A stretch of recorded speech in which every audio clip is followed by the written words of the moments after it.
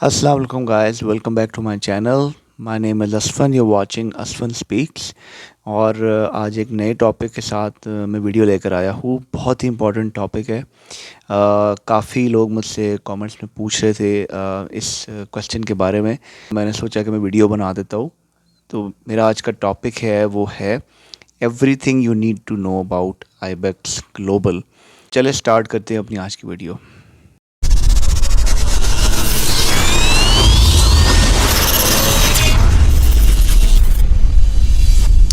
तो वैसे तो मेरी इस टॉपिक के ऊपर पहली वीडियोस आ चुकी है, लेकिन मैंने एक पोल किया था तो उसमें सबसे ज़्यादा तो वोट थे वो इस टॉपिक के ऊपर थे, तो मैंने सोचा वीडियो बना देता हूँ।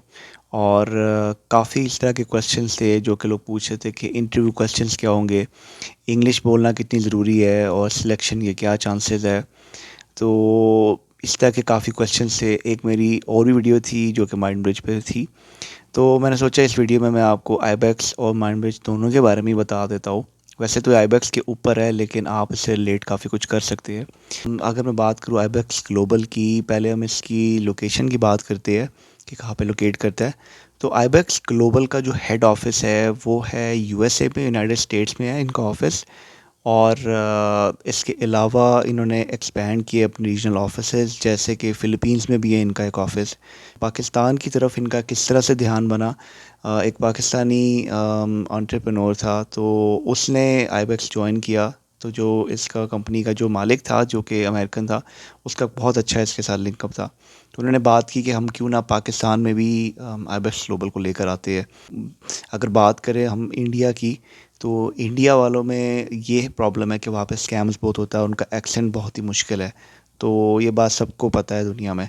इसलिए उन्होंने ये कहा कि पाकिस्तान में आईबेक्स को लॉन्च करते हैं, तो देखते हैं कि क्या होता है। फिर ये काफ़ी साल हो गए आईबेक्स को लाहौर में।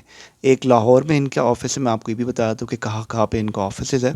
तो जो इनका मेन ऑफिस है वो अमेरिका में है, फिर लाहौर में है, लाहौर के अलावा कराची में है, और इस्लामाबाद में आई एम नॉट श्योर। लेकिन मुझे ये पता है कि ये दोनों जो लाहौर और कराची में है, बहुत बड़े इनके ऑफिसेज़ हैं। आप लोग सर्च भी कर सकते हैं। अब बात करते हैं कि इनकी लोकेशन की, तो लाहौर में इनकी लोकेशन कहाँ पे करती है, ये ठोकर न्यास बेग पे है। अगर आप गूगल मैप पे लिखेंगे तो सब कुछ आपके सामने आ जाएगा। आप देख लें जिस तरह भी आप लोगों को जाना है। अगर आप लोग मेट्रो ट्रेन पे ऑरेंज लाइन की तरफ से आना चाहते हैं तो आप लोग सीधा डायरेक्ट ठोकर के पास ही उतरेंगे, और जो लोग बाइक पे आते हैं, रिक्शा पे आते हैं, तो आप लोग इजीली जा सकते हैं। सबसे बड़ी इसकी जो अच्छी बात ये है कि आईबेक्स ग्लोबल अपनी खुद कंपनी ट्रांसपोर्ट प्रोवाइड करता है, क्योंकि इंटरनेशनल है। तो कंपनी की पॉलिसी है कि आप सीटी, जिसको कंपनी ट्रांसपोर्ट कहते हैं, वो ये लोग देते हैं। और तो आप लोगों को इशू नहीं हो सकता आने जाने में। ये होगी इसकी लोकेशन में बात। बाकी आप लोग गूगल मैप पे सर्च कर सकते हैं, आप लोग इजीली पहुंच जाएंगे। इसके अलावा बात करते हैं कि कौन कौन सी कैंपेन्स आईबेक्स ग्लोबल चलाता है।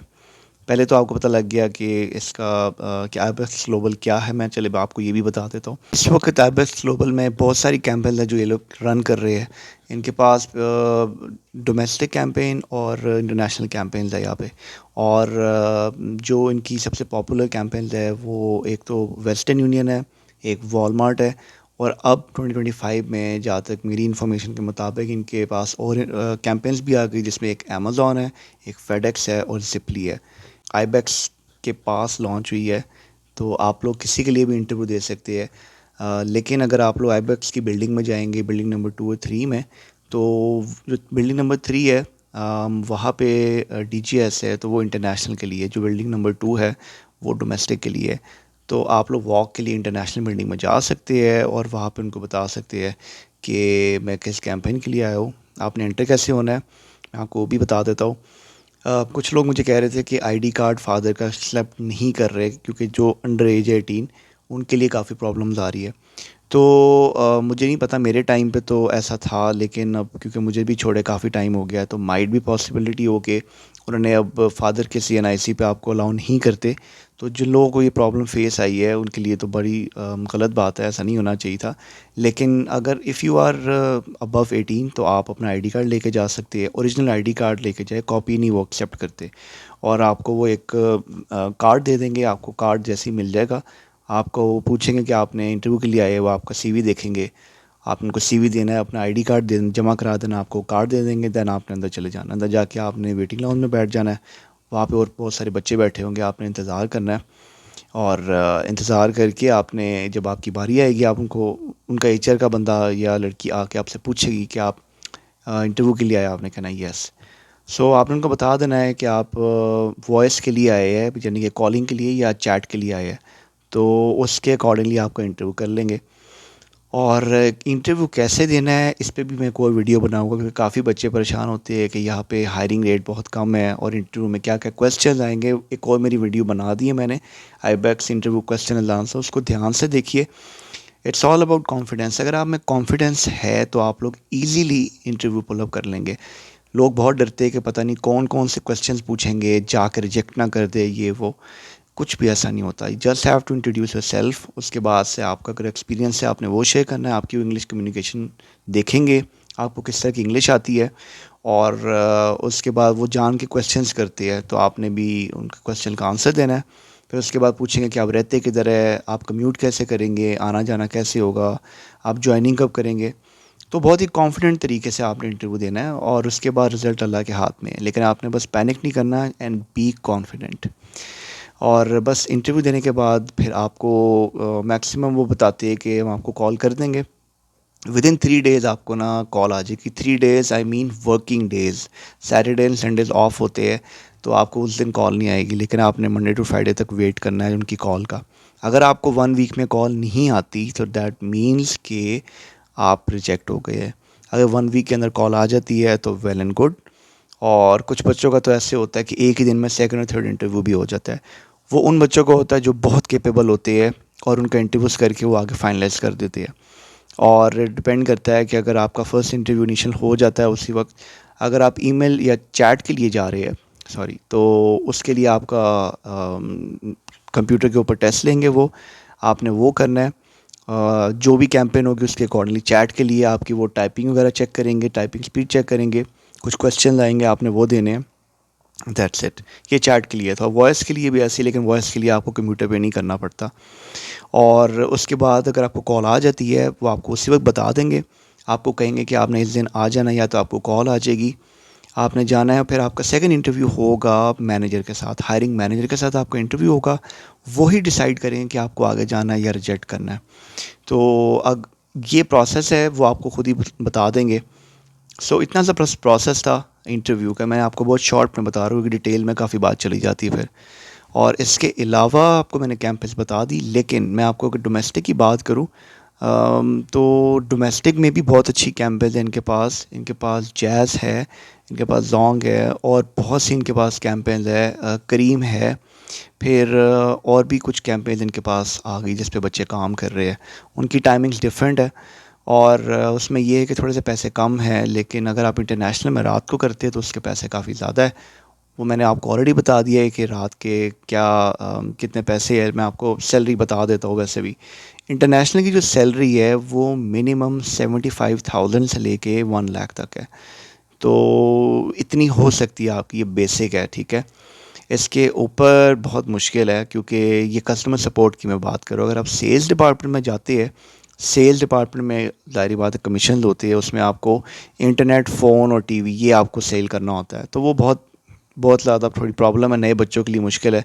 अगर आप लोगों को चाहिए कि अगर आप लोग चाहते हैं कि आप लोग सेल्स में जाए, गो फॉर इट, आप लोग कर सकते हैं और आप लोग कमीशंस कमा सकते हैं। लेकिन मैं चाहूँगा स्टार्टअप के लिए, आप लोगों के लिए 1 लाख तक पैसे बहुत अच्छे हैं।